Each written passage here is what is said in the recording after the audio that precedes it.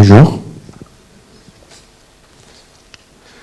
Bonjour, je m'appelle Armando Sonini, je suis développeur dans l'équipe Data chez Canal+ depuis 2016. À ce moment-là, on avait beaucoup de problèmes.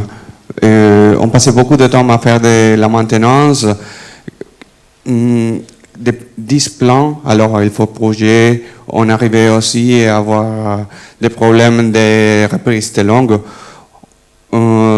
des plateformes de la dev, pas sur la prod.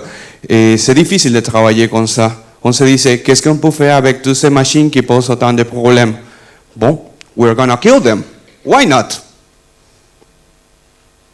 Mais comment on fait de la data sans avoir des machines physiques ou virtuelles?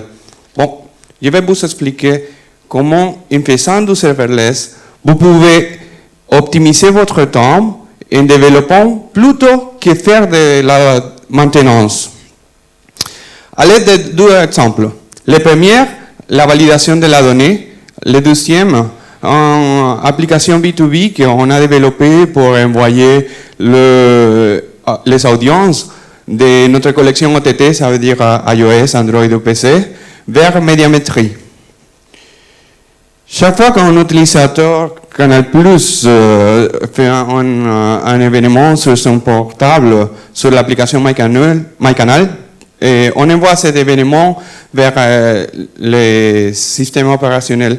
Et après le système opérationnel, il nous envoie ces mêmes données en temps réel vers nous. Une centaine de millions de messages arrivent par jour sur notre fil Kinesis OTT.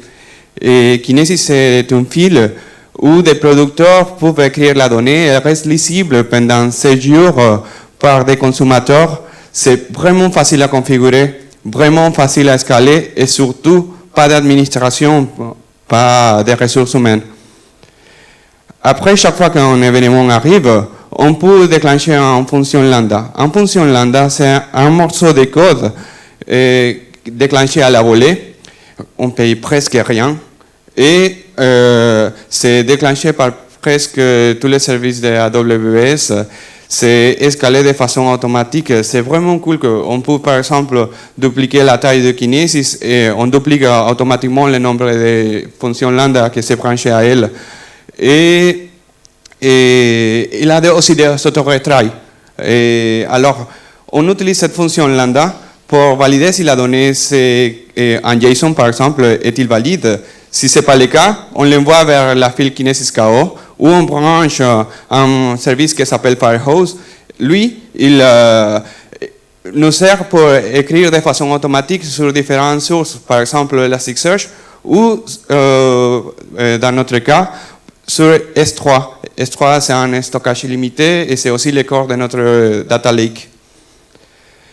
Aussi, pour les données OK, on génère une idée unique afin de les dédoublonner et on les sauvegarde sur DynamoDB. DynamoDB, c'est une base de données NoSQL très rapide et surtout autoscalable. On peut voir comment elle prend la charge de tous les pics sans problème. Et aussi, toutes ces métriques sont disponibles sur tous les services que je viens de vous parler, bien évidemment. Alors, chaque fois qu'une donnée arrive sur DynamoDB, elle peut déclencher elle peut déclencher une fonction lambda. Cette fonction lambda, on peut filtrer par exemple les nouvelles lignes qui arrivent sur DynamoDB et comme ça, on a notre donnée OK, qu'on peut les mettre sur la file Kinesis OK. Et on duplique toute la chaîne pour les sauvegarder sur notre data lake. Jusqu'à là, on a validé la donnée. Et je voudrais souligner aussi que toutes ces plateformes que c'est sur la prod, c'est la même sur la dev, mais si on n'a pas de données, on ne paye rien sur la dev. Alors, avec la donnée validée, on peut par exemple filtrer la donnée que c'est important pour médiamétrie et puis, avec le même brique Lego que je viens de vous expliquer, on peut construire une application qui fasse les calculs des sessions et des audiences pour l'envoyer vers le bucket S3 de médiamétrie ou le nôtre, où on peut brancher le service qui s'appelle Athena et qui nous sert pour faire des requêtes SQL sur la donnée directement. Comment on fait le calcul de session médiamétrie? Je n'ai pas assez de temps pour vous expliquer maintenant, mais je vous invite à me joindre pendant la pause, je peux vous expliquer. Par contre, il me reste quelques secondes pour vous dire, utiliser le service serverless, il y a beaucoup d'avantages. Utiliser Kinesis et Dynamo, parce que c'est vraiment cool pour découpler toutes vos applications.